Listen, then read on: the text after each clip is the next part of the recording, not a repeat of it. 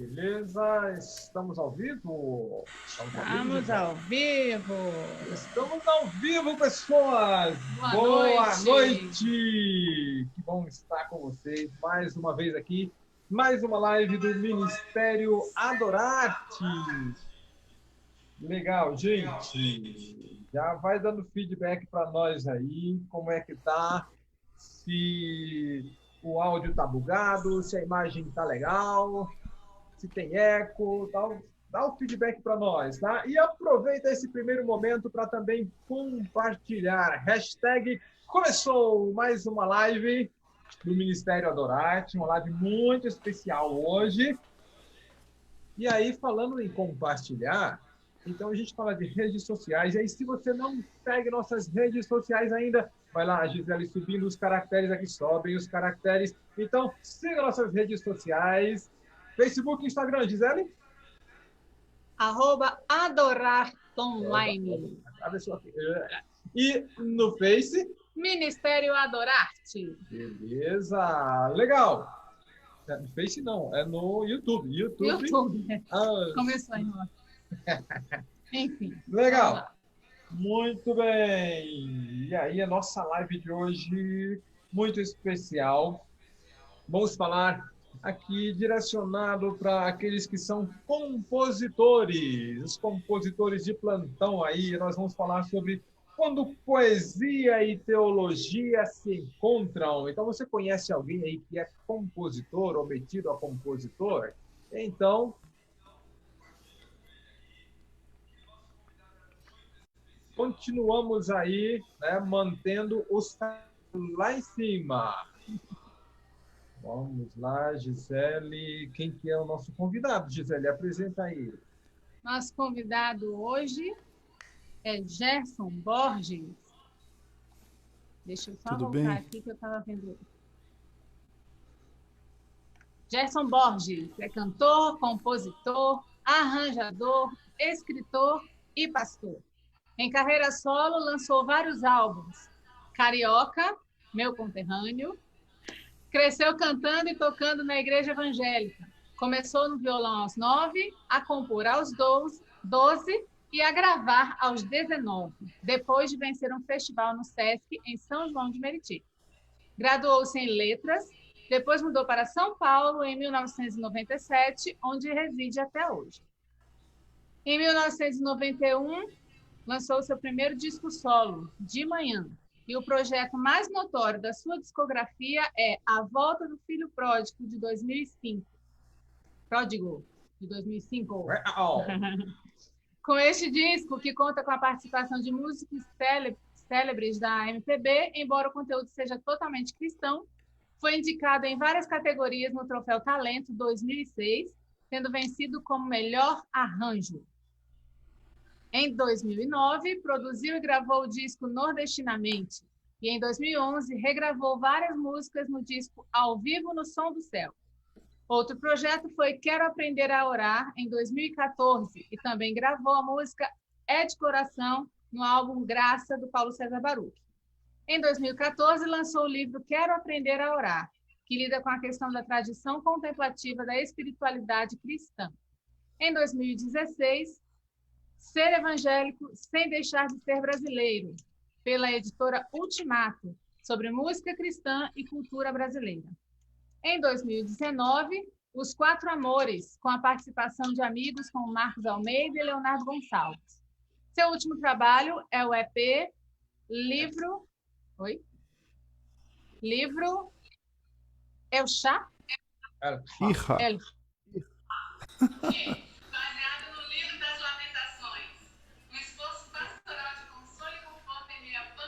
Pode ser baixado gratuitamente no site da editora goodbooks.com.br.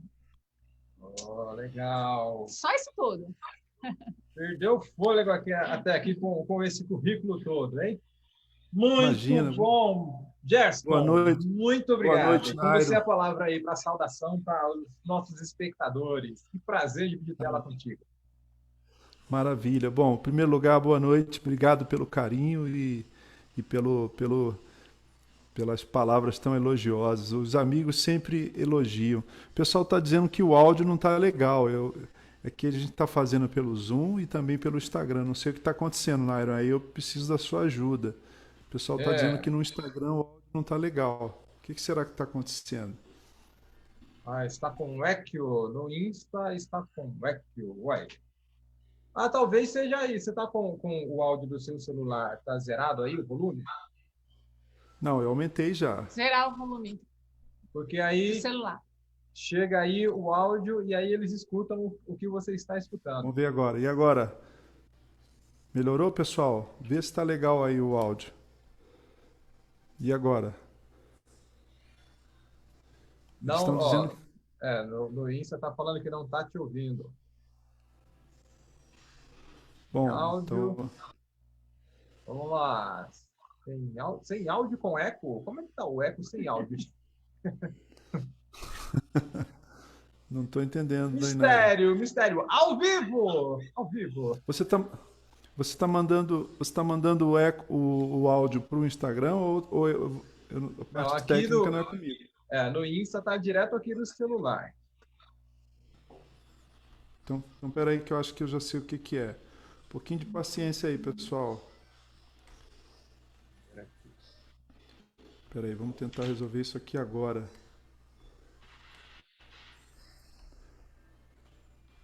Vê lá, pessoal, se melhorou. Bora aqui.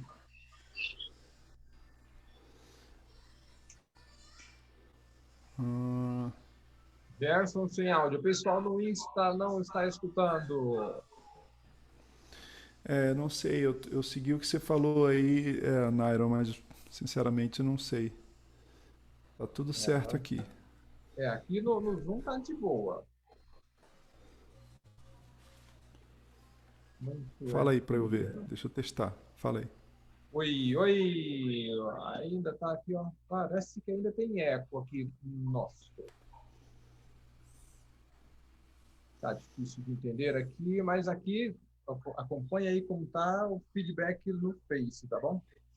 Vê como é que tá. Parece que no Face tá legal. Temos alguns aqui já dando joinha. Aí, ó. E agora, Nairon? Marcão lá em Anápolis. Pessoal do Insta, vai Pessoal, dando feedback para nós. Vê como é que tá aí, se pessoal melhorou, se já continua. dá para ouvir. Ainda tá com eco? Ou parou, pessoal? Diz aí. Vamos lá, pessoal do Insta, feedback para nós, se estão ouvindo o Gerson, se tem eco. Gerson, tenta desconectar o cabo de seu fone para teste, mas o teste, o fone está no computador, né, Gerson? Não tá. Teoricamente não era para ter esse eco, não.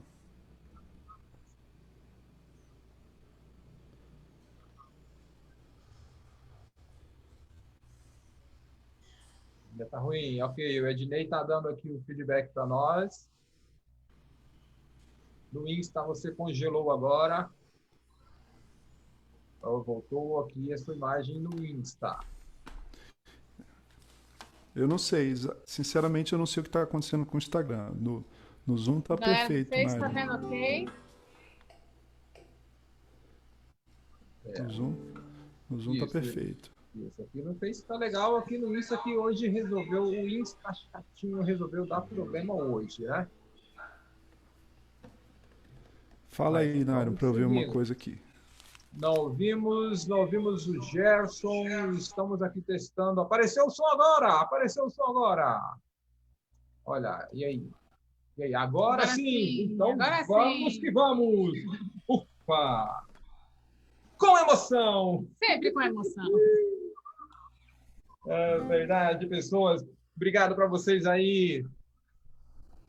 Obrigado aí pelo feedback de vocês. Muito bom. O Gerson estava dando a sua saudação, né? Então vamos lá, o pessoal no Insta não estava ouvindo. Então, novamente, Gerson, sua saudação àqueles que estão nos assistindo. Boa Continua. noite, pessoal. Espero que agora o áudio esteja funcionando. Se tiver ok, dá um okzinho aí só para acalmar aí a Áudio ansiedade do meu ok. amigo, dos meus amigos. O áudio tá ok. Ó, então tá bom. Eu acho que estava tendo uma retroalimentação aqui. Muito boa noite. É bom estar aqui para bater esse papo com os meus amigos do Adorarte Online, com um pouquinho de emoção, com esse problema técnico, mas agora a gente resolveu e vamos nessa. Vamos bater esse papo com muita alegria. Vamos embora. Alegria, honra. É, Conversar. e é nessas horas que a gente dá graças a Deus por esse momento que a gente está vivendo, né? Se tem algo que a gente consegue tirar de proveito desse momento, é o encurtamento da distância pelos meios, das tecnologias que nós temos aí à nossa disposição, né? E aí nós podemos fazer lives aqui. No ano passado fizemos live com o pastor Paulo Davi, lá em Curitiba, fizemos live com gente aqui já em Natal, e agora estamos no Rio, fizemos live com gente em São Paulo, e graças a Deus estamos aqui, em casa. Estamos aqui em casa, né? Mas o Gerson também está em São Paulo agora. Uhum. E aí, nós temos a honra hoje de dividir a tela com o Gerson. Conhecemos o Gerson, na verdade, ó, foi exatamente, vou contar aqui a gafe que eu cometi, ó. Quando o Baruch lançou o seu álbum Graça, e aí eu escutei É de Coração e achei a sua voz parecida com a do Ademar de Campos. E eu passei um tempão crendo, cara, o Ademar tá cantando com o Baruch e tal, ó, duas pessoas que a gente gosta também e tal. E aí depois o Gisele falou, não é o Ademar, Gerson Borges. Mas parece com o Ademar, tá? E teimou que é o Ademar. E tava lá, inclusive, depois fui olhar, que tava lá na faixa, tava lá, Fit, Gerson Borges e o Ademar de Campos e tal. Aí foi quando a gente descobriu o Gerson, e aí fomos atrás, conhecemos mais coisas e vimos quanto tempo a gente perdeu sem conhecer o Gerson. E quando a gente, há 3 anos, estamos na Segunda Igreja Batista aqui em Goiânia, e aí lá faz parte do repertório Salvador Maravilhoso. Inclusive, domingo, comemorando a Páscoa, nós cantamos lá. E aí, vamos cantar essa música aqui. E aí, Gerson, mais uma do Gerson e tal. Então, eu te falar uma coisa, Gerson. O nosso pastor gosta muito, é admirador seu. De vez em quando ele cita alguma música sua no meio de uma das mensagens dele. E ele fala para o nosso ministro lá, você tem que cantar mais músicas dele, viu? Que bom, que bom. Mas aí é hora da surpresinha, viu? Surpresinha. Seu pastor é generoso. Seu pastor é generoso. Surpresinha para os nossos convidados. Esse é o momento, a gente deixa para essa hora, né? A gente, nos contatos, primeiro, a gente vai combinando algumas coisas, né? E tal, vai ser assim, assim, assado, a gente precisa fazer isso, entrar antecipado para fazer os testes, tudo e tal. Mas para esse momento, a gente deixa essa surpresa. Hashtag Gerson Borges na fogueira. Manda suas perguntas aí, pessoal, sobre esse tema, composição, quando poesia e teologia se encontram. Então, não sejam aí, não tenham pena, porque certamente tem muita bagagem, muita bagagem. Eu assisti a sua live de aniversário do ano passado, e aí foi quando eu vim descobrir, né, entre os depoimentos que passaram na live lá, aí foi quando eu vim descobrir que você era professor de literatura. Rapaz, aí também, mas aí faz sentido, né? O manejo que ele tem com as palavras, aí caiu a ficha, legal. E a gente vai falar sobre isso daqui a pouco, né? Eu fui, não sou mais, mas a paixão... Mas tem a graduação, né? Pela poesia está dentro do meu coração e não sai nunca mais, né? Isso aí não tem jeito, não tem volta, né? E aí a gente já vai entrando exatamente na nossa primeira pergunta, já vamos falando sobre isso. A sua graduação em letras ajuda na sua engenharia com as palavras na hora de compor as suas músicas? Você acha que todo compositor deveria procurar esse curso para poder ser mais hábil no manejo das palavras quando fosse compor? Não, eu não penso exatamente que a graduação, que a licenciatura, a graduação no curso de letras, você estudar gramática, literatura, língua portuguesa e literatura brasileira, portuguesa, inglesa, o que for, ajude necessariamente a você ser um compositor, um letrista melhor, não é? Mas, sem dúvida, o amor pelas palavras, o amor pela poesia, não é? A paixão pela leitura, isso sim ajuda. Porque, afinal de contas, uma graduação é uma bibliografia, um curso superior, não é? É basicamente uma bibliografia, seja na área de humanas, seja na área de exatas. O que é uma formação no nível superior? É uma bibliografia. Quando a gente vai para um curso de, de psicologia, por exemplo, agora aos 51 anos eu estou fazendo, retomei esse desejo de fazer uma outra graduação, né? Em paralelo a outras pesquisas, as outras coisas que tenho estudado e projetos que eu estou desenvolvendo, eu resolvi retomar a psicologia, que eu havia feito 2 semestres há 10 anos atrás. Então, retomei, estou no segundo ano. Basicamente é uma bibliografia que a gente tem que ler, que a gente tem que absorver, que a gente tem que aprender. Então eu não diria que quem quiser escrever melhor, ser um letrista melhor, precisa necessariamente fazer um curso de letras. Mas é necessário, é imprescindível que esse candidato à poesia, à composição, tenha uma paixão irrestrita, quanto mais perseverante pela poesia e pelas palavras, né? Porque escrever é o outro lado de ler. A escrita é a outra face da leitura. A música, compor, você pegar um instrumento e compor, é resultado de toda a música que você ouviu durante toda a sua vida. Então não há composição sem escuta de música. E não há redação a feitura poética, né, o ato de criar poeticamente, sem que a gente tenha lido muito. Literatura, de ficção, sem imaginação, sem esse impacto que a poesia, que a palavra bem trabalhada causa no nosso coração. Essa fogueira foi leve, eu estava preocupado aí, não chegou a chamuscar, não. Não, porque a gente começa de leve, né? De leve. Mas me diz aí, você citou aí o termo compositor, citou o termo letrista. É a mesma coisa? Tem diferença? Tecnicamente não. O compositor é o sujeito que faz a melodia. O letrista é o que escreve a letra, como a própria palavra já indica, né? É, por isso que a gente fala, se você for fazer um curso de música no nível superior, você tem um curso chamado Composição e Regência. Não é? Nesse curso você não estuda fazer letra de música, você estuda como é que você compõe para orquestra, por exemplo, né? Como é que você orquestra uma melodia para a estrutura de uma orquestra sinfônica, filarmônica e vai por aí. Tecnicamente, composição é a parte melódica, harmônica de uma obra musical.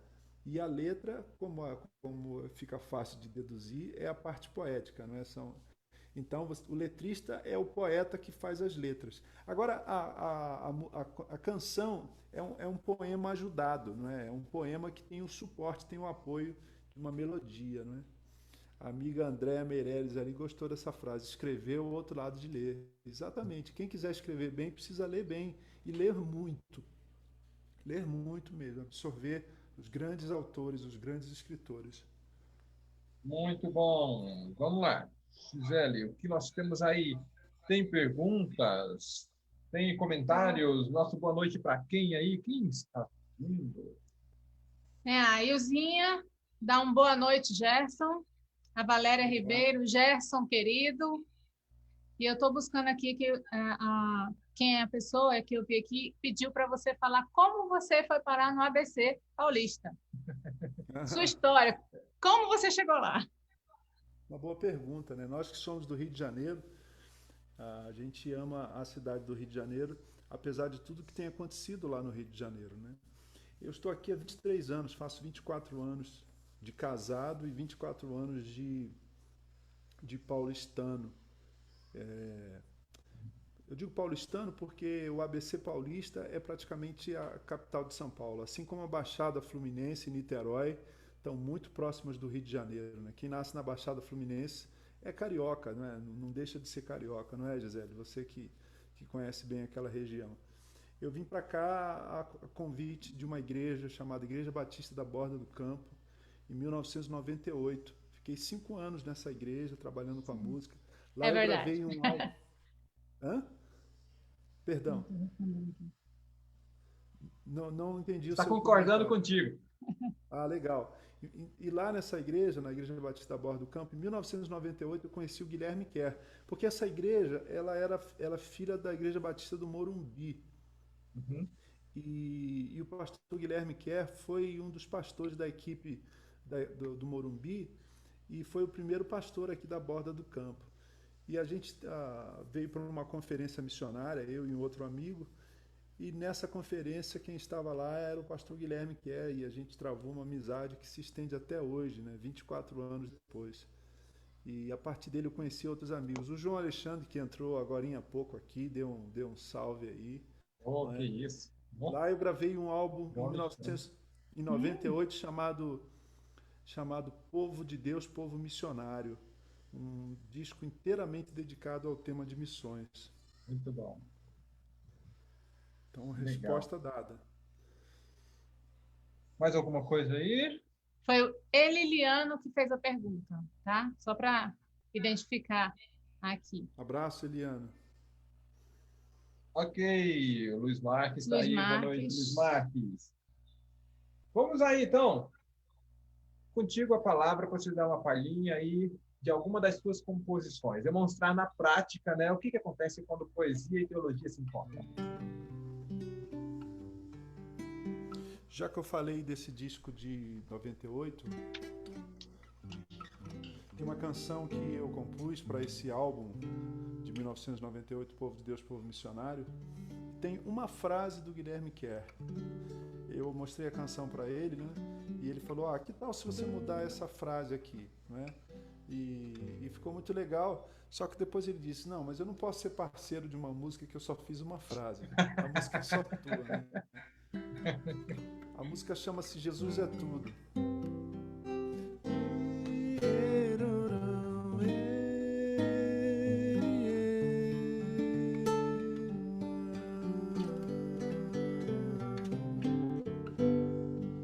Jesus Nazareno é tudo que eu tenho.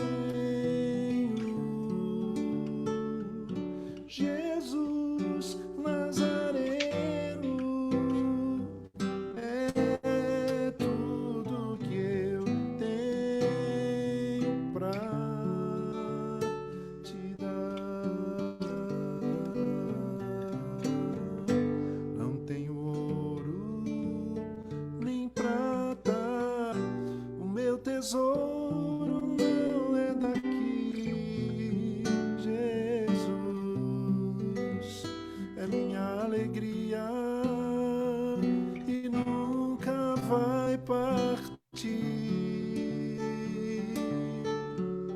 Eu não tenho ouro nem prata, a maior riqueza é conhecer a Deus. Quando eu criei Jesus um dia, o bem que estava morto renasceu.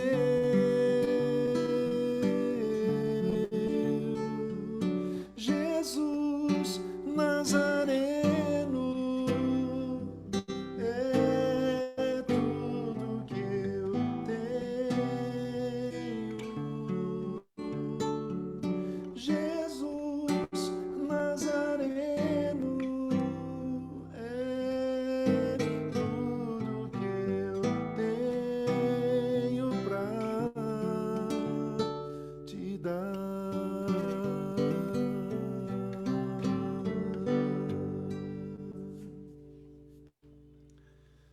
A gente Muito tá com problema legal. de áudio aqui, não tô conseguindo resolver, não. Começou a cantar e o pessoal do Insta aqui, ó, e falhou de novo lá o seu áudio, ó. Eu não sei o que está acontecendo. Pelo Zoom e Facebook tá ok, né? Porque eu estou usando o microfone aqui e tal, Aham. esse camaradinho aqui. Mas aqui pro Instagram tá direto, não era para estar com esse problema, né? Direto no celular, no Insta, né? É, que pena. Só se for alguma instabilidade aí no Wi-Fi, né? Pode ser, É a pode única ser. explicação aí plausível. Muito bem. E Legal. agora, Continuando aqui, ó. O pessoal já está ouvindo? Já voltou a ouvir? vocês Voltou estão lá, ouvindo agora, pessoal. pessoal? A última mensagem foi que estava aqui sem o seu áudio. Agora Agora tá tá bom. bom. Ih, olha lá. É quando você canta. É a marcação aí, hein? Agora voltou, beleza. Ó, a gente tem na Bíblia um conjunto de livros com vários estilos literários, né? Qual é, então, o caminho para poder musicalizar até mesmo trechos não poéticos? Como é que você trabalha isso? Não sei se você pode aí até dizer qual foi o seu maior desafio, você pegar um texto e, nossa, isso aqui, como é que eu vou fazer uma música em cima disso aqui e tal, e deu mais trabalho para poder sair. Uhum. Bom, na verdade, 2/3, eu julgo, eu sou um dos que julga, dos que entendem que 2/3 da Bíblia é poesia. 2/3. Se você dividir a Bíblia em 3 partes, 2 dessas 3 partes, ou seja, 2/3, é poesia. E quando eu falo em poesia, não estou falando só no livro de Salmos, não estou falando só de Provérbios, estou falando só do Cântico dos Cânticos, Cantares, ou do livro de Jó. Eu estou falando de trechos inteiros em que é muito mais forte a questão da metáfora e da poesia, dos recursos da poesia do que qualquer coisa. Até no capítulo 1º da Bíblia, né? No capítulo 1º do Gênesis, quando a gente lê o capítulo 1º, aparece toda hora uma frase assim: e viu Deus que era bom, e viu Deus que era bom, e viu Deus que era muito bom. Ora, quando você tem uma repetição num texto, a gente chama isso de refrão, não é? Uhum. Então, é outro recurso da poesia. E quando a gente lê em hebraico o capítulo 1º do Gênesis, a gente vê jogos de palavras muito interessantes. Por exemplo, o primeiro verso é Bereshit bara Elohim, no princípio criou Deus os céus e a terra. E depois a gente tem, e a terra era Tohu en Bohu, sem forma e vazia. Quando a gente traduz para o português, fica sem forma e vazia. Não tem um jogo de palavras. Mas no hebraico tem um jogo de palavras. Tohu en Bohu. Ou seja, uma brincadeira poética, uma engenhosidade poética. Então, eu parto dessa ideia inicial para responder a pergunta. Se a Bíblia tem tanta poesia, a gente pode achar poesia em outros textos bíblicos. Por exemplo, em Paulo, em Romanos 11, quando Paulo termina Romanos 11, ele diz: ó profundidade das riquezas. Lembra desse cântico? Uhum. E da sabedoria, do conhecimento de Deus. Quão sondáveis teus caminhos, impenetráveis teus juízos, quem conheceu a mente do nosso Senhor? Conhece esse cântico? Quem primeiro deu a ele, depois recebeu, porque dele, por ele, para ele são todas as coisas. Você veja, Paulo está fazendo doutrina, Nairon, está fazendo doutrina, não é? Uhum. Mas ele está usando recursos da poesia, Uhum. percebe? Então, eu acho que a primeira parte da minha resposta é quase, se a gente se esforçar, se a gente parar para pensar, a gente vai achar bastante traços de metáfora, de rima, de ritmo, que são recursos da poesia. E a segunda parte da Parábolas minha também, né? resposta, as parábolas são basicamente analogias. Tudo que convida a imaginação, ouça isso, tudo que convida a participação da nossa imaginação é um recurso poético. Não é? Quando Jesus diz assim, que se você tiver a fé de um grão de mostarda, ou Paulo, um pouco de fermento leveda toda a massa, o que ele quer dizer com isso? Sempre que a gente faz essa pergunta, O que ele está querendo dizer com isso? A gente está diante de um texto poético, de um texto metafórico. E aí a gente tem que participar do texto para poder entender. A outra coisa, sem dúvida, é que você pode pegar um texto de doutrina bíblica e adaptá-lo numa linguagem mais poética, não é? Sim. Por exemplo, você pode pegar um texto de Romanos e traduzi-lo, transcrevê-lo, adaptá-lo para uma linguagem poética. E quando eu falo poética, eu não estou falando necessariamente com rima. Tem gente que acha que poesia é basicamente rima. Poesia não é simplesmente rima. A rima é um recurso poético. Poesia é lidar com a linguagem de uma forma mais cuidadosa, imaginativa, metafórica. Isso é poesia, não é? Espero ter respondido a sua difícil pergunta aí. Opa, viu? Começamos a pegar aí na fogueira, né? Certo. A Gisele tem uma pergunta aqui. Antes eu vou falar aqui, IBB Casa de Deus, Anápolis, está assistindo a gente. A Andréa Meirelles comentou, escrever é o outro lado de ler. E o Fábio Domingos falou, Gerson Borges, cantor, poeta e ministro do Evangelho. A pergunta que nós temos é, do Augusto, ele pede para te perguntar quais as principais diferenças que você identifica nas composições atuais em relação às mais antigas, positivas e negativas. Eu vejo tanto coisas positivas quanto coisas negativas. Deixa eu começar então pelo lado negativo. O lado negativo é que quando você compara os nossos antigos hinos, os hinos dos nossos hinários, nós de tradição batista, né, o cantor cristão, barra HCC, hinário para o culto cristão, ou os congregacionais com os salmos e hinos, ou o hinário presbiteriano, ou a harpa cristã da Assembleia de Deus, ou qualquer hinário das principais denominações, sejam elas históricas ou pentecostais, a grande diferença dos hinos antigos era que eles tinham uma preocupação com a doutrina bíblica, com a teologia, muito mais séria do que as canções de hoje. Porque os compositores, no geral, eram pastores ou teólogos, e poetas, estudiosos da Bíblia. Não é? Eu tenho aqui na minha biblioteca doméstica, aqui em casa, um livro que comenta todos os hinos, a origem de todos os hinos do HCC.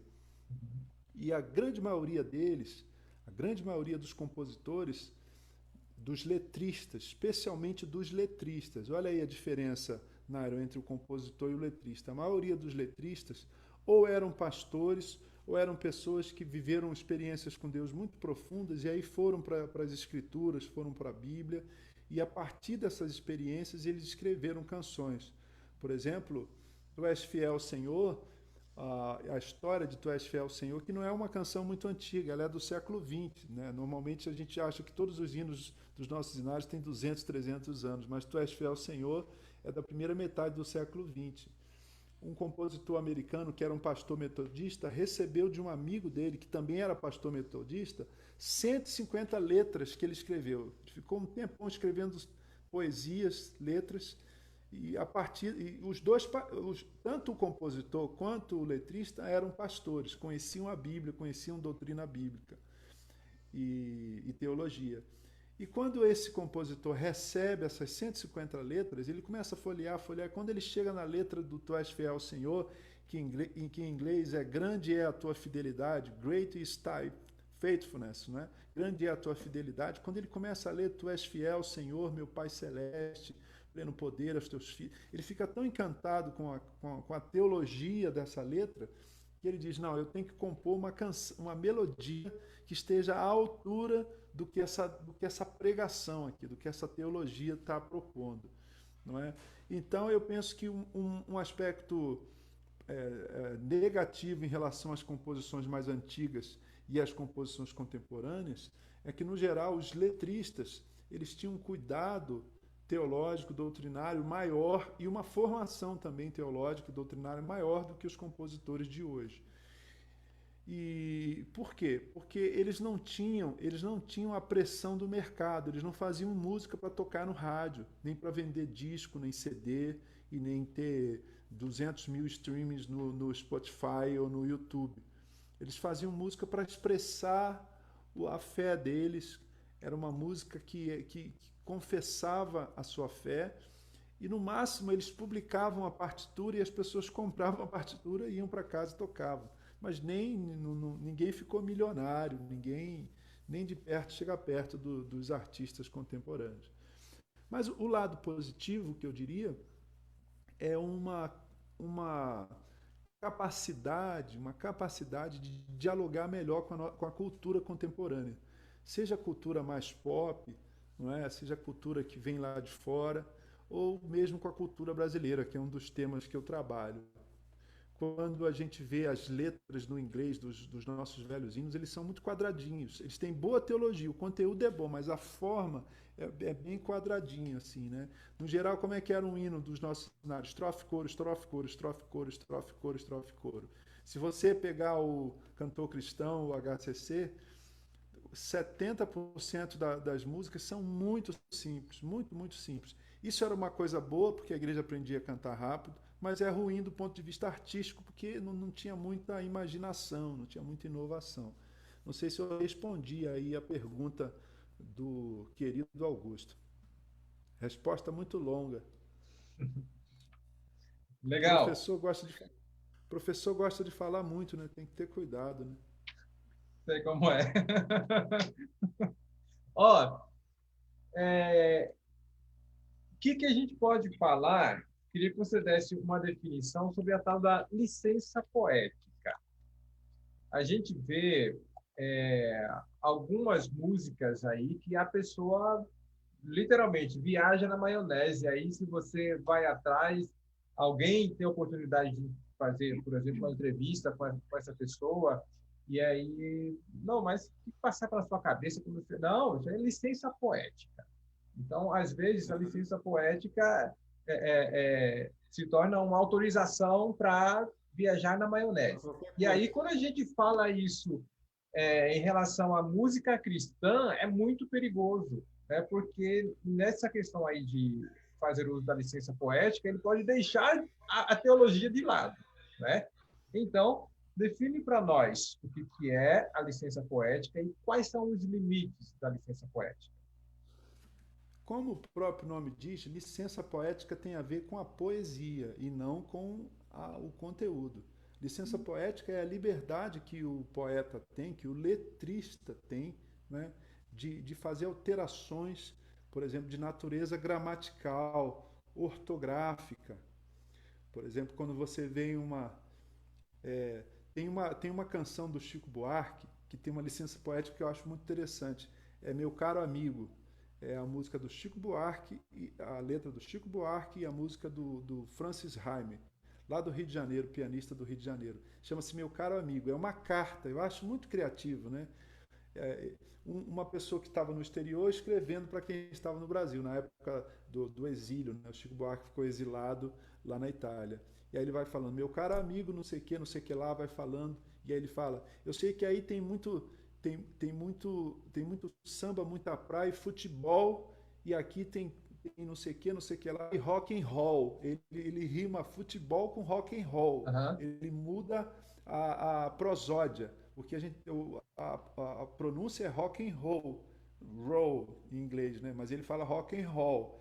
É claro que o Chico Buarque não fez isso, ele não fez isso sem perceber. Aí seria um erro. Ele fez isso de propósito. O nome disso é licença poética. Ou então, quando alguém diz, como uma canção que toca no rádio aí direto, beija eu, acho que é Marisa Uhum. Monte, beija eu. É. Isso é licença poética, porque o pronome, agora o professor de português aí, o professor, né? O pronome oblíquo, átono, não pode ser usado como objeto direto. Você não pode usar o eu como objeto direto, né? É igual falar eu vi ela. Você não pode dizer eu vi ela, eu a vi, né? Então você não pode dizer beija eu, você tem que dizer beija-me. Mas é claro que a letrista dessa canção, o letrista, ele tinha consciência de que ele estava fazendo uso ele estava usando esse recurso da licença poética. Agora, quando uma pessoa diz, sei lá, vamos pensar aqui, nós vivemos várias fases na música evangélica. Tem a fase do fogo, a fase da água, então é fogo para todo lado, depois é água para todo lado. Chuva. Aí você fala, não, tem fogo aqui, tem fogo ali, tem água ali, tem, não é? E aí você fala assim, mas espera aí, como é que não? Isso é licença poética. Não, isso não é licença poética, isso é transgressão teológica, né? É. Porque no máximo, assim, eu humildemente aqui, estou falando humildemente, humildemente mesmo, não é com falsa modéstia.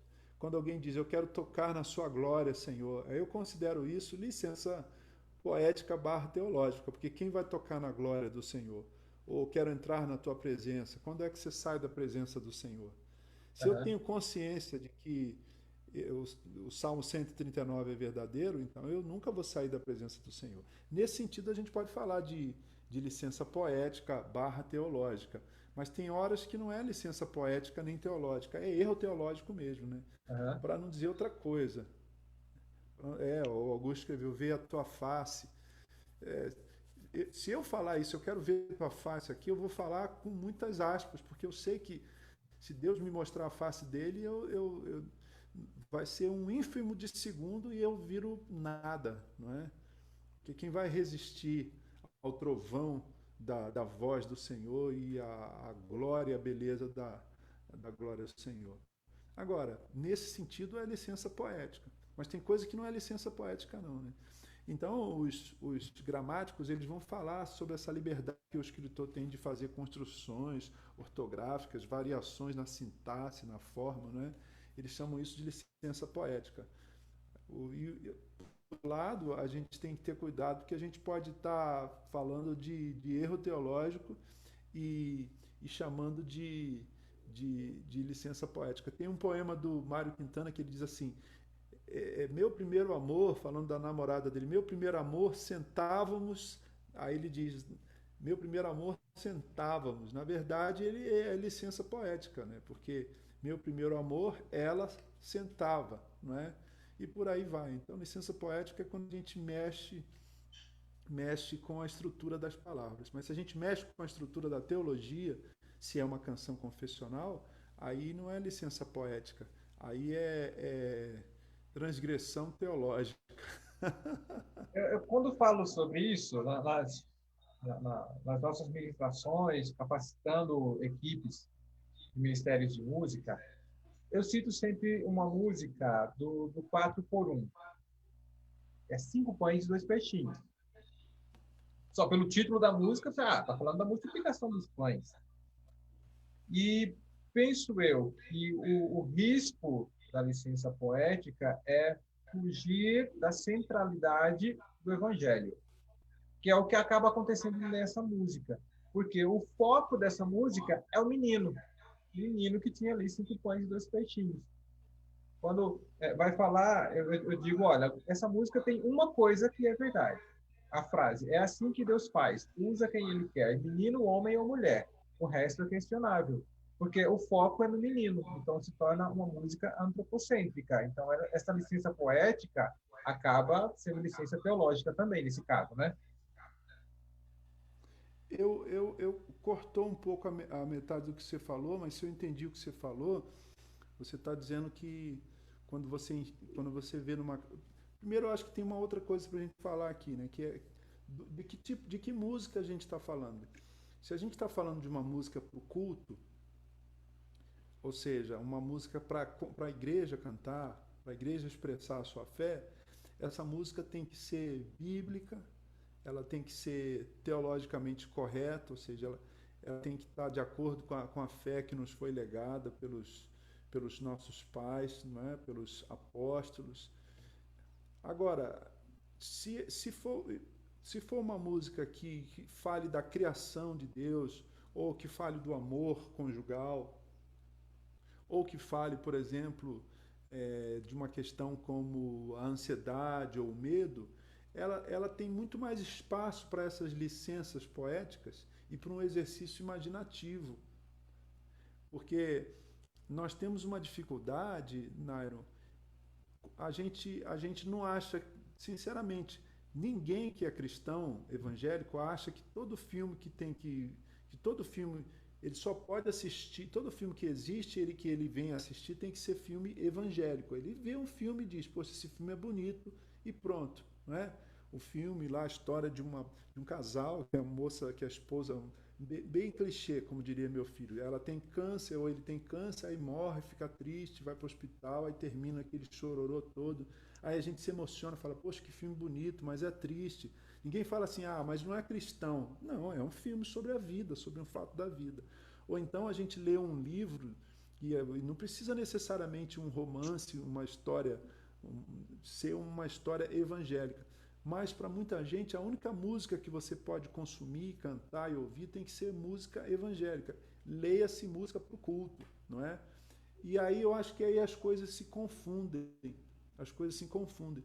Porque veja, o que o livro do Cântico dos Cânticos está fazendo na Bíblia, não é? Não é um livro, não é um livro simples. É a história de uma noite de núpcia entre o noivo e a noiva. Ou o que o livro de Esther está fazendo na Bíblia? Não aparece a palavra Deus. Né?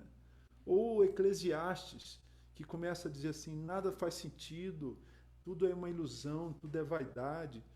Ou será que o Espírito Santo errou quando ele inspirou que o livro de Esther fosse escrito, que o livro do Cântico dos Cânticos fosse escrito? Não, só que eles têm usos diferentes. Têm usos diferentes e para ser usados em momentos diferentes. Então, eu entendo o que você está dizendo, mas chama atenção para esse fato. Eu acho que a gente coloca tudo num balaio, como diria nossos avós, num balaio só, não é? Nem tudo. Eu gosto dessa frase, eu a cito no meu livro Ser Evangélico Sem Deixar de Ser Brasileiro. Nem tudo que é religioso é sagrado. E nem tudo que é secular é profano. Você concorda comigo? Nem tudo que é religioso é sagrado. Só porque eu uso o nome de Deus eu posso usar no culto de domingo? Não. E nem tudo que é secular é profano. Por exemplo, Pixinguinha, Dó maior, vamos lá. Meu coração. Ao nosso Rio de Janeiro aí, Gisele. Não sei porquê. Bate. Isso é profano? Não, não é profano, está falando do amor, não é? É tão singelo que é infantil. Foi usado num comercial de iogurte, lembra? Lembro. Chambinho, o queijinho do coração, né? Duas crianças assim na escola comendo iogurte, né? Comendo chambinho. Então, você acha que uma música profana poderia ser usada num comercial com crianças? Não. Nem tudo que é religioso, só porque eu uso o nome de Deus eu vou usar domingo no culto? Não. Nem tudo que é secular ofende o Senhor. Essa distinção eu acho que a gente precisava repensar, né? A gente tem dificuldade de entender que há músicas que são muito preciosas, mas elas não são para o culto. Sim. Mas não necessariamente elas são profanas ou elas ofendem o Senhor, não é? Sim. Tem, por exemplo, o caso a banda Resgate, o bispo Zé Bruno, em uma entrevista ele falou, Resgate não faz música para a igreja. O nosso foco sempre foi de atingir a galera de fora. É um outro público, não é para dentro da igreja. Aí ele citou a exceção de todo som. A gente fez todo o som e tal, e quando viu a música que encaixava para um culto. Então, mas com exceção dessa aí, o nosso foco é fazer música para alcançar as pessoas que estão fora da igreja. Né? Mas dependendo de quem é o líder do ministério, né, eu costumo dizer que o que se canta na igreja vai muito do que o líder do ministério escuta. Então, se o cara gosta de Resgate, ele vai dar um jeito de encaixar no louvor, né? Boa, mas Resgate é legal. Sim, muito bom. Ok, o pessoal está pegando leve aqui, né? Então, não temos perguntas recentes aqui, nem no Face, nem no Insta. Palavra contigo aí para mais uma palhinha, então. Ok. Isso aqui eu gosto bastante. Vê se o som tá bom aí. O pessoal parou de comentar aí. Então deve estar bom, eles não estão reclamando aí. Fome de Deus, sede de Deus, mais do que tudo na vida. Fome de Deus, sede de Deus, dessa presença querida. Fome de Deus, sede de Deus, só Ele sabe amar. Sinceramente, completamente, a ponto de morrer pra provar.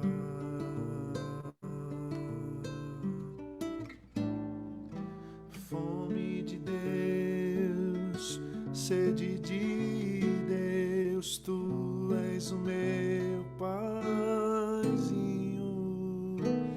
Eu quero te amar, te adorar, conheço teu carinho. Fome de Deus, sede de Deus, só Ele sabe amar. Sinceramente, completamente, a ponto de morrer pra provar.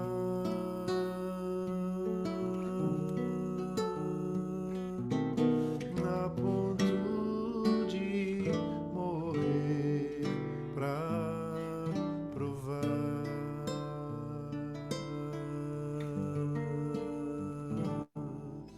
Fome de Deus.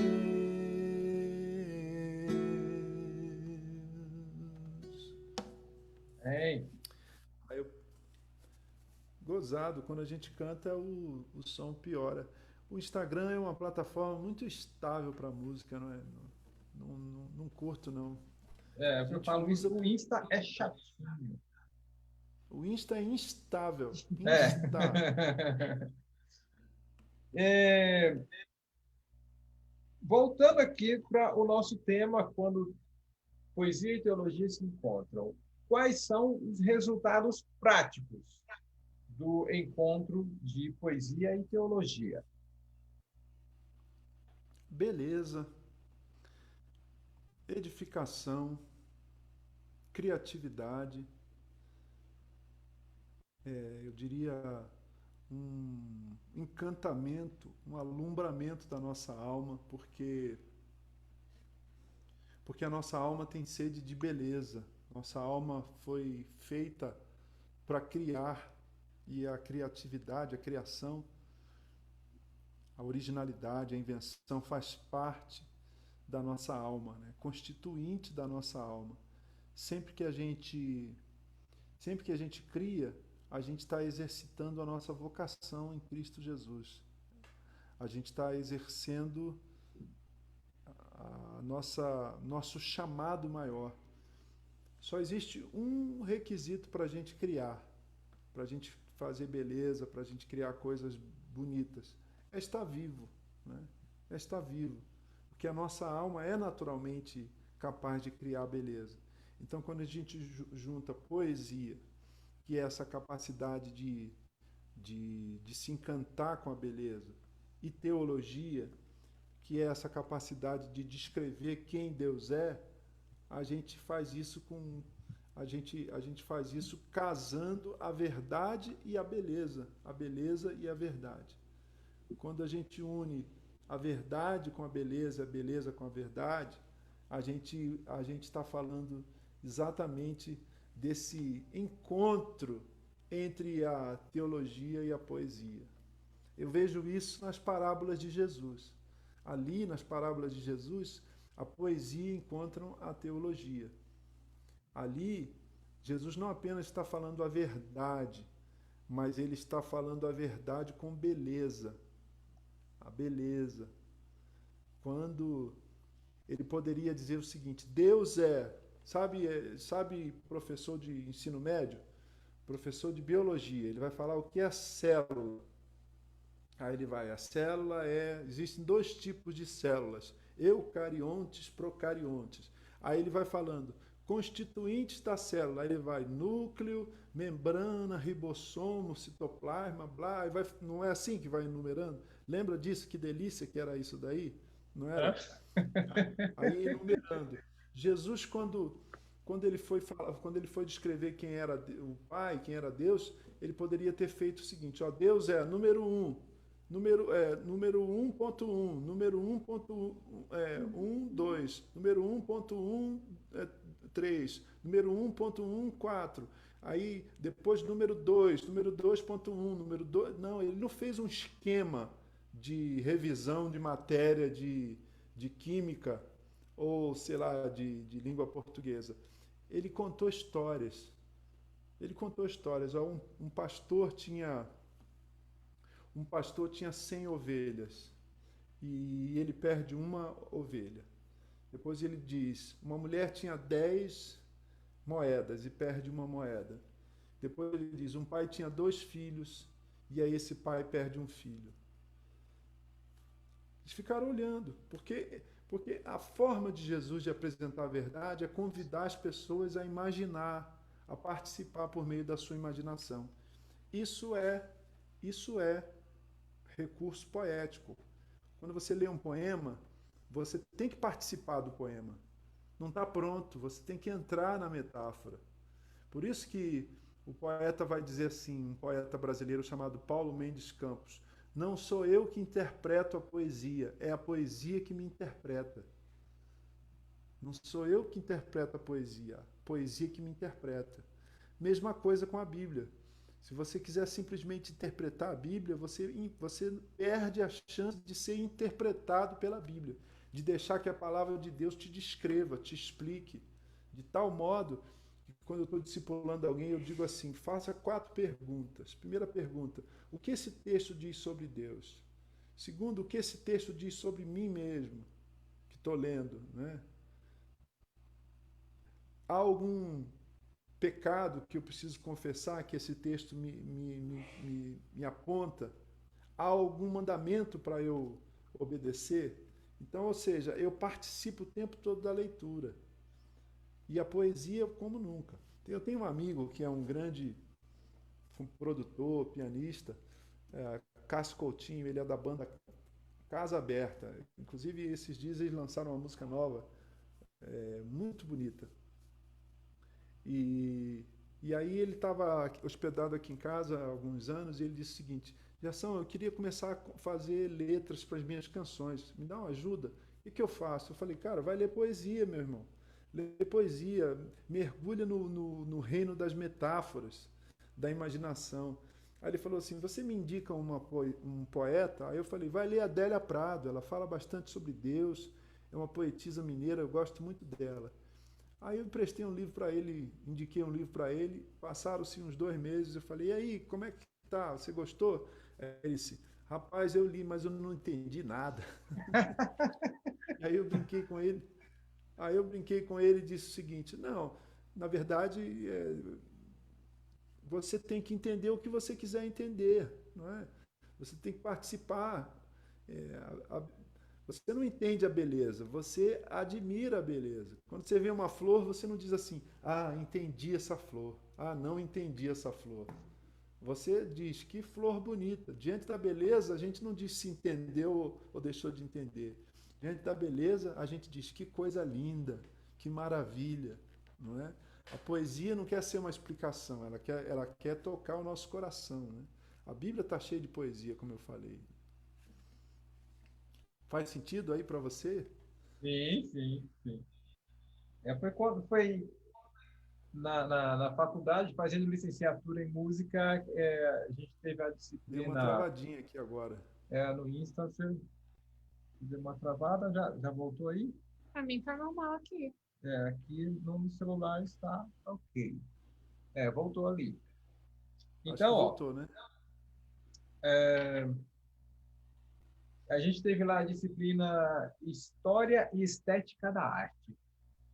E aí Uau. foi quando eu vim descobrir que o feio não existe, porque a gente foi lá conhecer o que era uma experiência estética. Então, a apreciação que se faz de alguma coisa, o resultado disso aí é quando a pessoa vai dizer gostei, é bom, é bonito, ou não gostei, é feio. Então, o feio é uma questão de opinião, né? Então, é essa questão que você estava falando aí de entender, tentar entender o que na verdade não é para ser entendido, é para ser apreciado, né? Por aí. E falando da criação, falando da Bíblia, tem muita coisa, né, para a gente apreciar, porque a Bíblia é a revelação de Deus, de quem Deus é. Então, é encantadora. Né? Por O que exemplo, se nós... me permita uma Sim, citação do Cântico dos Cânticos, tem um verso que diz assim: chega o tempo de cantar, aparecem as flores na terra, e a voz da rolinha se faz ouvir. Como é que você entende esse texto? É muito mais fácil dizer assim: como é que esse texto te toca? Né? Como é que esse texto te toca? Eu não estou dizendo que a Bíblia não possa ser compreensível, ela é totalmente compreensível, mas a minha postura não pode ser simplesmente de entender um texto bíblico. A minha postura é de ouvir a voz de Deus. É como se a Bíblia, com 2 terços de poesia e narrativa, tivesse sido escrita com um lado esquerdo do cérebro, com o hemisfério esquerdo, que é o intuitivo, que é o imaginativo, que é o criativo, mas a gente quer ler, mas a gente quer ler com o hemisfério direito, que é lógico, que é matemático. Então, como é que você explica o Cântico dos Cânticos? A gente não explica. A gente fica dizendo, ah, não, está falando de Cristo e a igreja. Ora, está falando de um casal apaixonado na noite de núpcia, mesmo e ponto e pronto. Né? E qual o problema com isso? Nenhum. Né? Bendito é o leito sem mácula, diz a palavra de Deus. Né? Eu gosto de usar o Cântico dos Cânticos um pouco nos encontros de casais que eu sou convidado a falar, né? E aí eu falo sobre a necessidade de a gente resgatar a beleza, a gentileza, o carinho, o romantismo no casamento, né? E uma das ferramentas é a poesia. Aí eu falo assim, vira para um lado aí, vocês os homens, e fala alguma coisa que você nunca falou para sua esposa. Rapaz, 90% trava, não consegue falar nada. Não consegue falar nada. No máximo diz assim, você é muito especial para mim. Parece o Shrek na igreja, né? Não é não, Gisele? Que essa frase, mais batido que essa frase, é só meu bem, né? Oi, meu bem. a gente deve estar te ouvindo com atraso aqui. Eu estou te ouvindo aqui direto no Tá, Zoom. Ela está tá, ouvindo aqui a tá, transmissão. Tá igual a cega tá, no cinema. tá meio estranho mesmo. Mas o pessoal, os queridos que foram embora, espero que não tenham ido por causa do som, mas os que estão aí, estão fiéis aí, né? Sim, inclusive, nessa última fala sua aqui, instigou o pessoal para fazer pergunta aí. O que que nós temos aí, Gisele? Pode Então, falar agora, a reta André final. Meirelles comentou: aula de biologia mais poesia. Jesus era de humanas. Sim. O, o Eliliano falou: Deus Criador, verdade e beleza através do Verbo. A Silvana fala: a criação é possível quando estamos juntinhos do Criador. E ela também coloca: é engraçado perceber que algumas pessoas querem ficar no intelecto, tipo, preciso entender. Uhum. O Augusto fez uma pergunta aqui, para os que desejam investir na área da composição, na adoração, quais seriam os principais conselhos? Essa é uma pergunta ampla, né? Deixa eu enfatizar um aspecto delas. Vamos pensar que ele está querendo compor para a igreja, né? Para o culto. Como a gente já falou aqui, você pode ser um compositor cristão que compõe para a igreja e para fora da igreja, ou só para a igreja, ou só para fora da igreja. E mesmo assim, mantendo-se fiel à sua fé, à sua teologia, à sua compreensão de Deus. Então precisa definir o chamado. A composição para a igreja, ela não pode, ela não deve, não precisa ser muito complexa, seja harmonicamente, apesar de eu gostar muito de harmonias mais elaboradas, mas eu faço muitas canções simples para as pessoas ouvirem e cantarem, porque a música na igreja e para a igreja, para o culto cristão, é uma música que está a serviço da profissão de fé das pessoas, não é? E se ela for muito complexa, as pessoas não conseguirem cantar ou chamarem mais atenção para a forma do que para o conteúdo, aí a gente vai ter algum certo problema aí de finalidade. Então, se você quiser compor para a igreja e melhorar a sua capacidade, o seu expertise, eu sugiro, em primeiro lugar, que essa pessoa, que esse candidato à composição, a compositor, ouça muita música. Ouça os clássicos da música cristã. Estude a história da música cristã, desde os hinos, não é? Desde Johann Sebastian Bach, passando pelos irmãos Wesley, e aí a grande tradição dos hinos, seja europeus ou seja norte-americanos.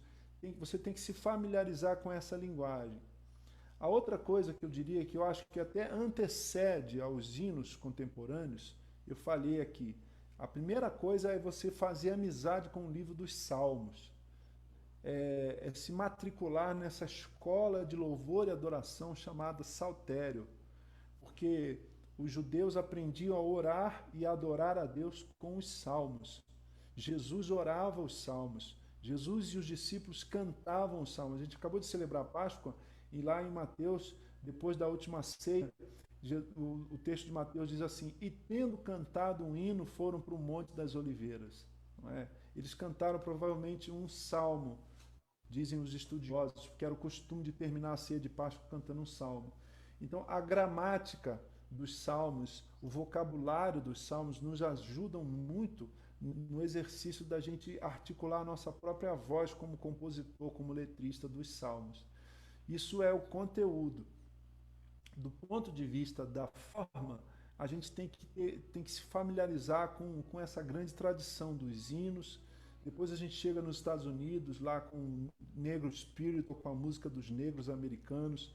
Depois com o movimento de música cristã dos Gators nos anos 40, que é uma música meio caipira americana, e tem Tocou-me, Jesus tocou-me, quando Jesus estendeu sua mão para mim, sabe esse tipo de música? Isso é dos anos 40, mas que já era bem moderno para a época, não é? Depois, nos anos 60, estou falando dos Estados Unidos, tem o Jesus Movement na Califórnia, quando os hippies se convertem e começam a cantar, compor canções bem no estilo da época, tipo Aleluia,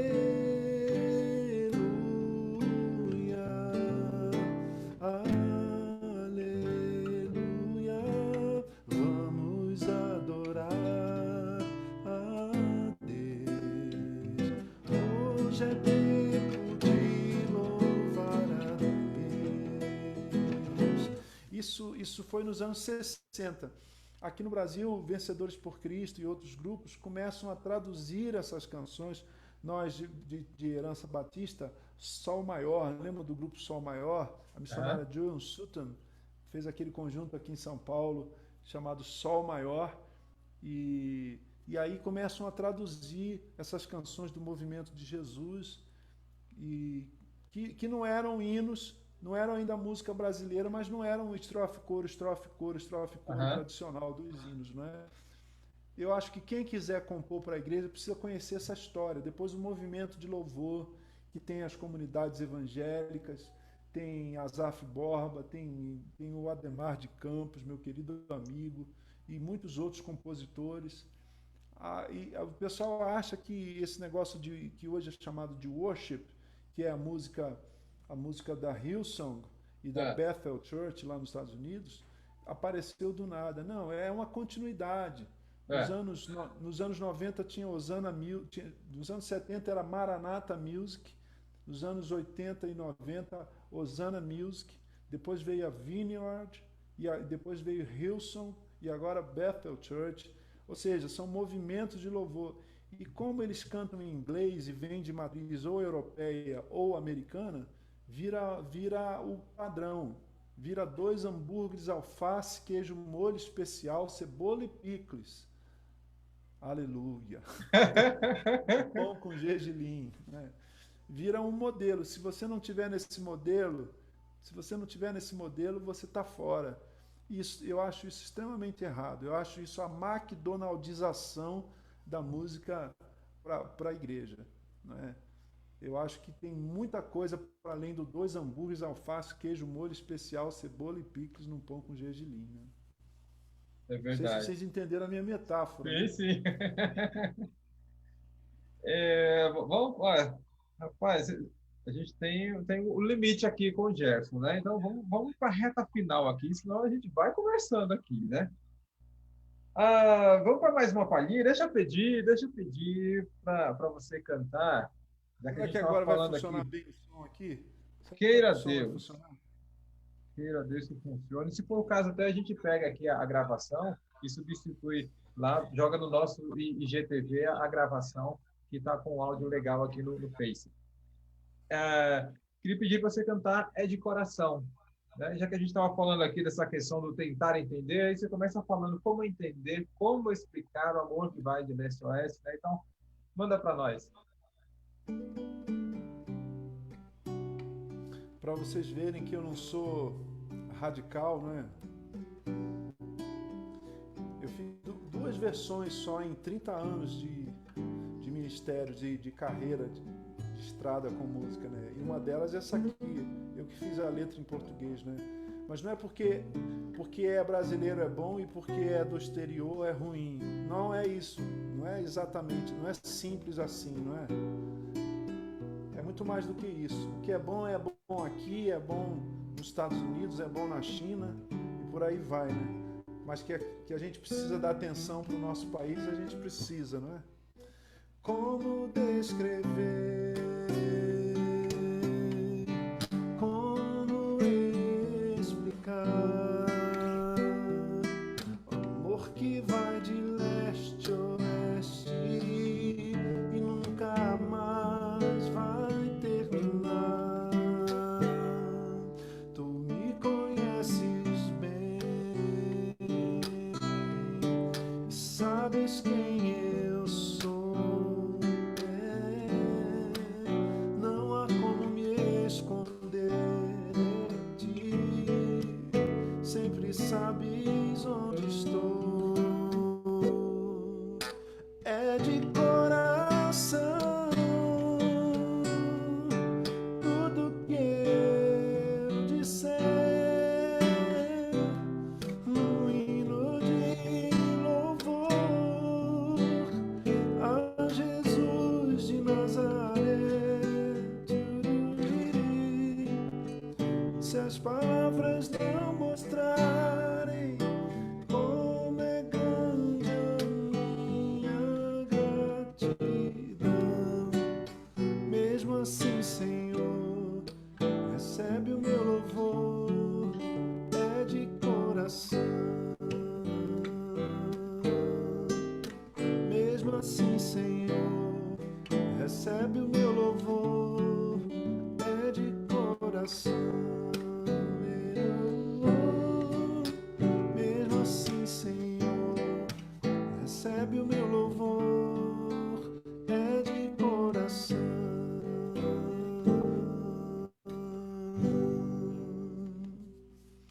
Mas É, parece que o som hoje não está nos ajudando mesmo, né? deu ruim aqui, não? Ah, é verdade, comentaram aqui, som falhando. Fez, começou a cantar no Insta, Insta. começou a cantar, falhou, né? Eles não querem que a gente cante, né? Mas a gente vai substituir. Pessoal do Insta, vamos postar no IGTV a gravação do Facebook, certo? Que está com o áudio legal lá. Então você pode assistir de novo depois no IGTV, ok? Ah, Gerson, como é o seu processo? Talvez já tenham perguntado isso para você, né? O seu processo de criação, de composição. Tem um padrão de primeiro você escreve a letra e depois joga a melodia, você acorda com aquela melodia na cabeça, aí vai lá e escreve uma letra, joga em cima, ou é simultâneo? Como é o seu processo? Meu processo de criação é variado. No geral, eu faço letra e a maior parte das minhas composições, quase 200 composições, eu fiz letra e melodia junto. E a composição é provocada por uma ideia que me ocorre ou por um sentimento. Às vezes mais por um sentimento do que por uma ideia. Tipo assim, deixa eu descrever uma ideia. Puxa, eu nunca escrevi sobre o Natal. Acho que eu vou escrever uma música sobre o Natal, falando. E se Jesus nascesse em Belém do Pará? Ah, tive uma ideia. Então vou fazer um baião, tal. Deixa eu pegar o violão. Isso não, isso para mim é muito raro. Eu não funciono a partir de uma ideia. Eu funciono muito mais a partir de um sentimento. Um sentimento que me vem lendo a Bíblia, uma frase.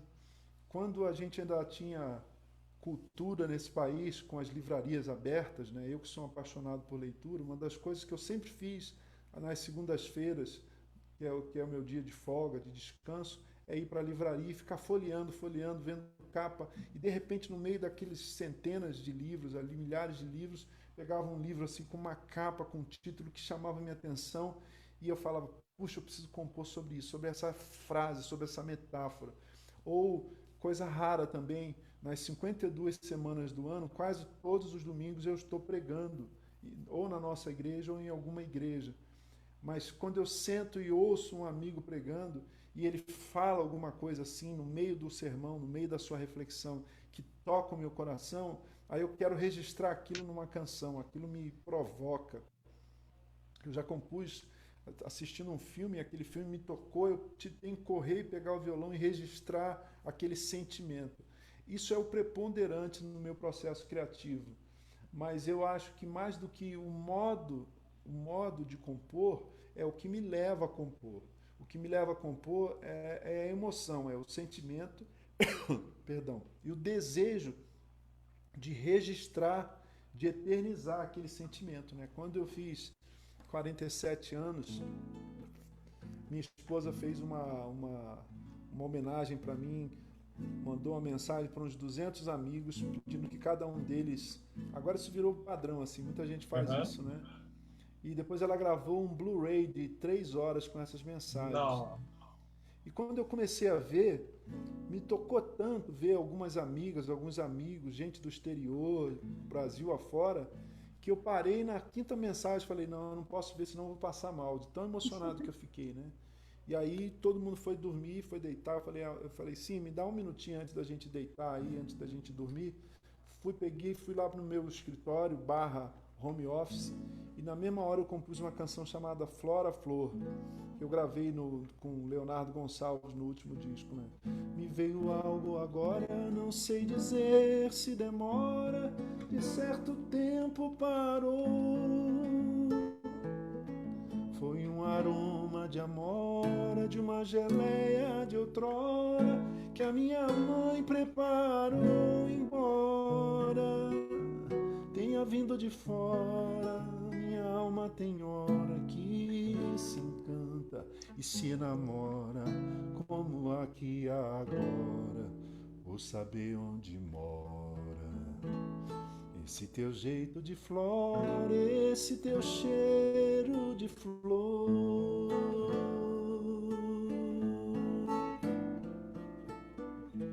Não foi uma ideia assim, vou fazer uma canção cujas todas as frases terminam com a rima hora. Me veio É. algo agora, não sei dizer se demora, de certo tempo parou. Foi um aroma de amora, de uma geleia de outrora que a minha mãe preparou. Embora tenha vindo de fora, minha alma tem hora que se encanta e se enamora, como aqui agora, por saber onde mora esse teu jeito de flora, esse teu cheiro de flor. Não foi isso. Foi um sentimento que eu traduzi numa canção. O processo criativo é algo que eu tenho estudado muito, que eu tenho refletido muito. Basicamente, a gente precisa prestar atenção. O novo, poesia está pertinho da gente. A gente só precisa ter olhos para ver e ouvidos para ouvir. A Muito, fagulha da beleza, o centeio assim, né? A, a chama da beleza, Naira. muito bom.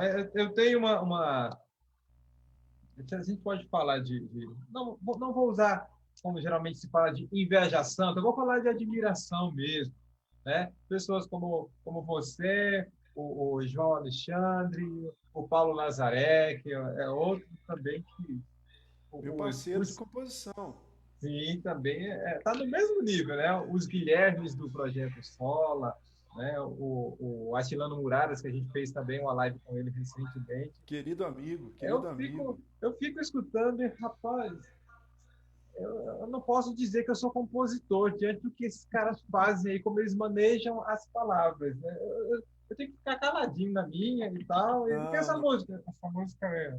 De que é essa não música existe. é? Então deixa eu te dar uma, Porque deixa eu te dizer isso. Não existe isso não. O que existe é o seguinte: o que existe é uma persistência com a beleza. Você tem que explorar mais as coisas, tem que estar mais atento, tem que ouvir mais música, tem que ler mais poesia, tem que se permitir se emocionar mais, entendeu? E achar a sua própria voz. Um caminho para quem está começando é imitar os outros, né? Eu tenho uma canção que eu digo assim: todo mundo imitou todo mundo. Você imitar não é fazer plágio. Imitar existe a imitação e existe o plágio. A imitação você parte, por exemplo, eu pego essa garrafa aqui e aí eu vou falar, puxa, essa garrafa me inspirou. Aí eu faço uma garrafa que tenha algo que essa tem, só que eu mudo.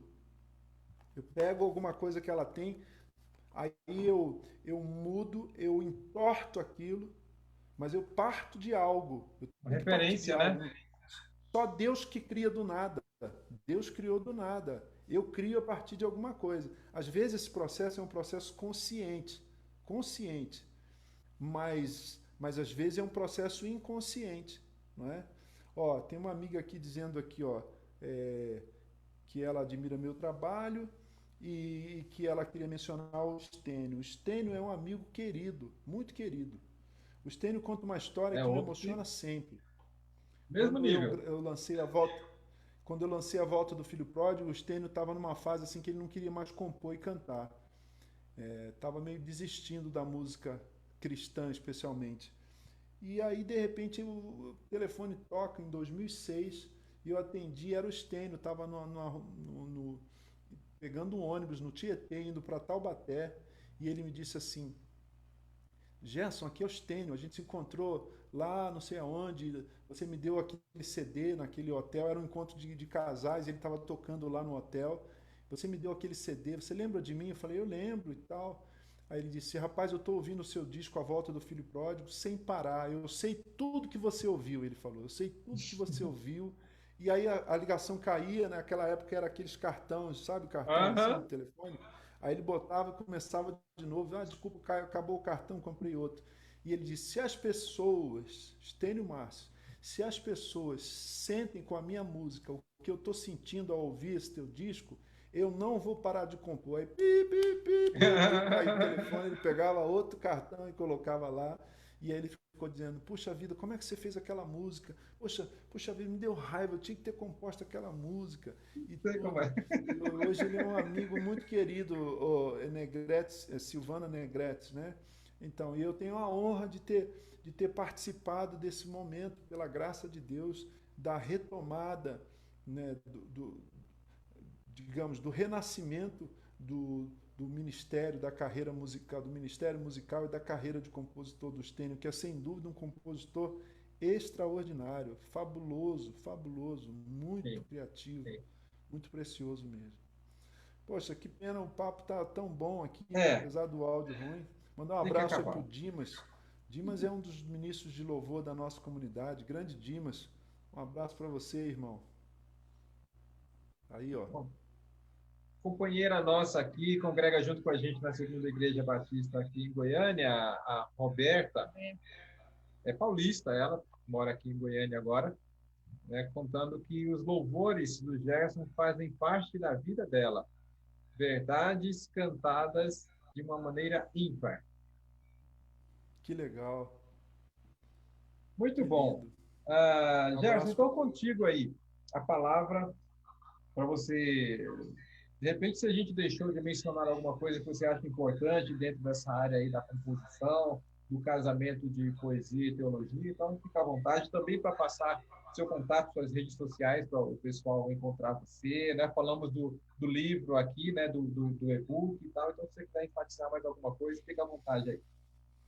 Legal. Eu queria desafiar vocês a lerem, vocês que estão com a gente, ou vão assistir depois no GTV, porque tem tanto conteúdo rolando aí nas redes sociais, às vezes tem pouca gente no momento que você faz a live, mas depois o pessoal assiste e Isso. compartilha, e aí vai para muito mais gente, muito mais longe, né?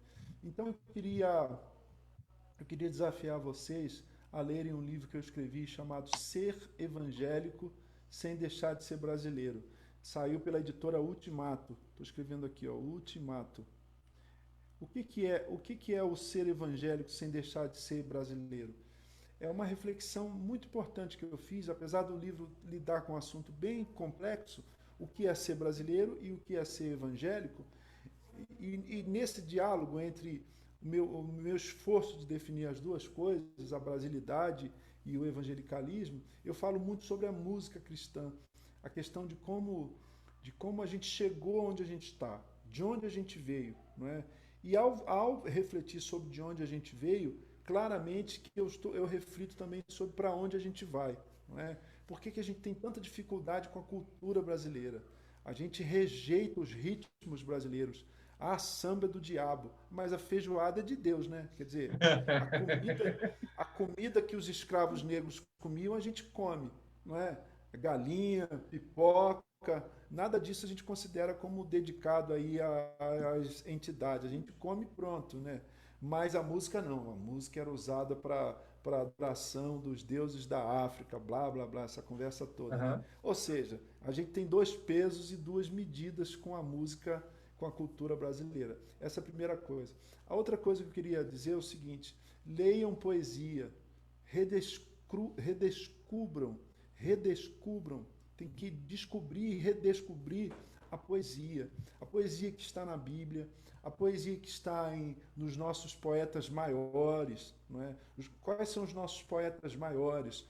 Os nossos poetas canônicos. Eles não são chamados de canônicos porque estão na Bíblia, eles são canônicos porque são aqueles que são a base da poesia brasileira. Carlos Drummond de Andrade, Cecília Meirelles, Manuel Bandeira, Manuel de Melo, e outros, Adélia Prado, Manuel de Melo não, Manuel de Barros, Adélia Prado e tantos outros cuja obra é de uma grandeza, de uma força, de uma potência poética extraordinária. O pastor Eudine Peterson, que traduziu a Bíblia, a versão A Mensagem, ele costumava dizer, antes de falecer, que os poetas são os melhores amigos dos pastores. Se você quiser ter uma pregação, uma comunicação do Evangelho mais rica, leia poesia, leia as narrativas, porque lendo poesia você vai repensar as palavras, vai ter mais cuidado com as palavras. O Rubem Alves também falava isso. O texto do Rubem Alves é um texto marcado pela poesia. Quando a gente lê poesia, a gente começa a tratar a palavra com mais cuidado, a gente começa a ser menos inconsequente com a palavra. Eu tenho uma canção do Zé Cabaleiro, esse cantor maranhense, tão famoso e tão respeitado, que ele diz assim, letra e música dele: eu não sei dizer o que quer dizer o que vou dizer. Dá raiva, dá vontade de falar, então não diga nada, fica quieto, você não sabe dizer o que quer dizer, o que você vai dizer. Não, mas ele está falando sobre o respeito que o poeta tem com a palavra, o cuidado que o poeta tem com a palavra. Não é? A Silvana Negrete está falando do Rubem Alves. Uma vez eu cantei, eu e o Jorge Camargo cantamos num evento, e depois que antes da gente cantar, quem falou foi o Rubem Alves. E ele nos Não. provocou tanto assim, né? A gente vai vivendo e a vida vai permitindo que a gente tenha experiências muito interessantes, né? Outra experiência que eu tive foi com a poetisa Adélia Prado. Eu e minha esposa fomos assistir a uma palestra da Adélia Prado no Tuca, no teatro da PUC, aqui em São Paulo, e no final eu morrendo de vergonha, assim, encantado com o que ela falou, né? Com o que ela falara.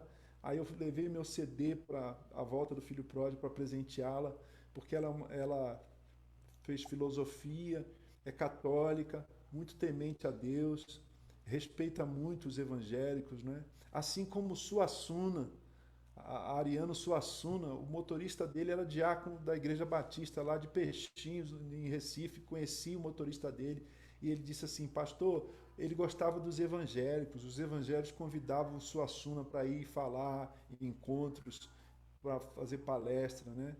E aí eu e minha esposa fomos lá no final, comprei alguns livros, aí fomos lá para pegar um autógrafo e dar meu CD para Adélia Prado. Aí eu tremendo, eu nunca tietei ninguém, assim, a gente vem do Rio de Janeiro com tantos artistas, se eu entrasse num restaurante, o Chico Buarque estivesse lá, ou o Roberto Carlos, eu ia fingir, uma vez eu estava no aeroporto, quando eu fui entrar no toalete, assim, o Djavan estava na minha frente, assim, e eu fingi que não estava vendo o Djavan, né, porque é meio brega você ficar fazendo tietagem, pelo menos no Rio de Janeiro, assim, né, esse negócio, posso tirar uma selfie, né, e mas com a Adélia Prado eu não resisti. Eu cheguei e falei assim, Adélia, eu tô nervoso aqui porque eu te amo. Eu falei, eu te amo e você é linda. Ela fez um olhão assim assustado e falou para mim, Deus é velho. Não, Deus é belo e não é novo.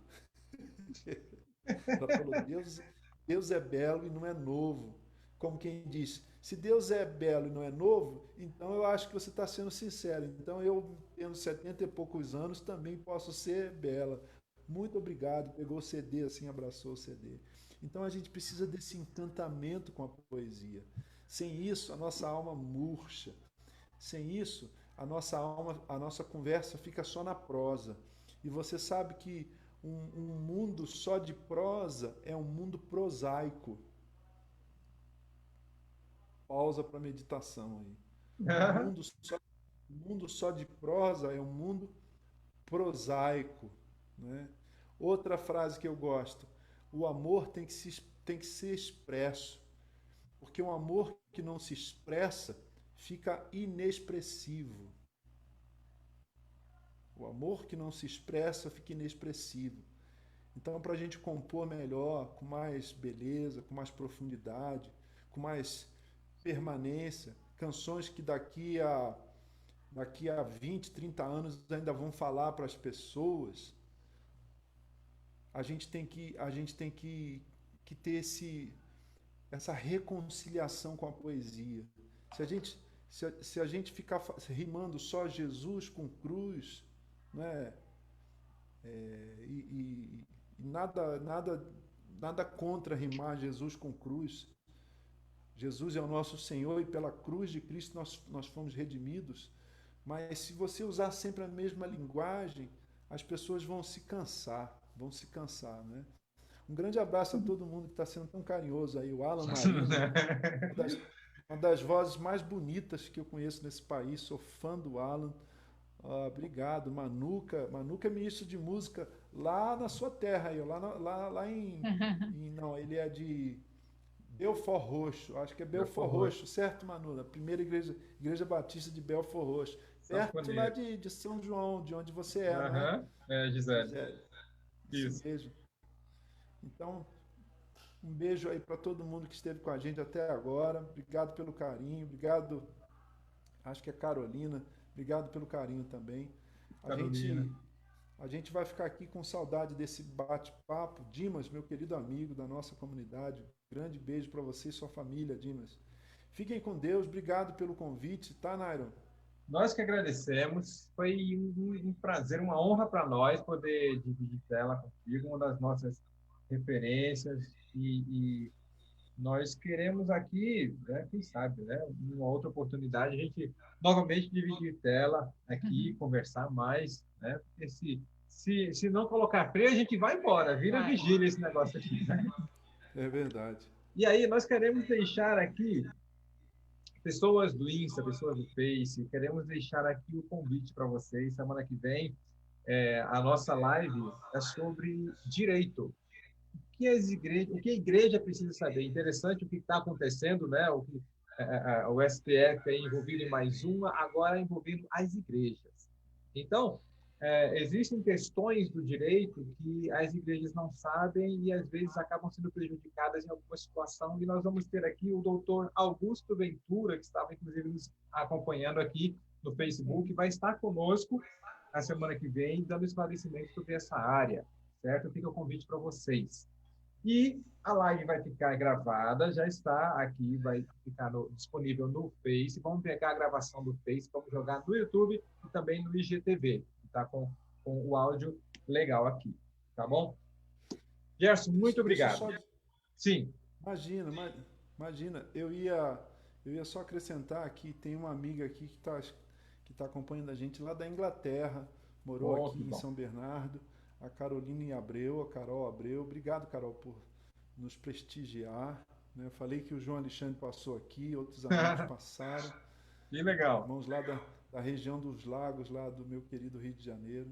Então é isso. Obrigado pelo convite. Desculpa aí a falha técnica. Eu acho que para o Facebook,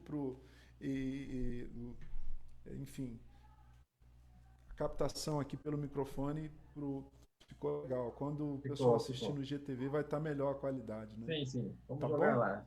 Vamos dividir aqui, né? Que o Insta chatinho não pode pegar aquele jeito que tá, 1h30 e jogar lá. Tem que fatiar, mas vamos jogar lá. Parte 1, parte 2. Se não couber as duas partes, vamos em 3, mas vai ficar disponível aí no IGTV também, tá bom? Obrigadão a todos vocês pela sua companhia conosco. Também aqui o Gerson por aceitar o nosso convite. Que Deus continue te abençoando, te usando, te dando mais sensibilidade e habilidade com as palavras para mostrar Ele através das suas canções. Que Deus te abençoe e continue te abençoando e usando. Muito obrigado. Obrigadão, boa noite. Obrigado. Tchau, pessoas. Vocês também. Obrigado a vocês. Boa noite. Tchau, tchau.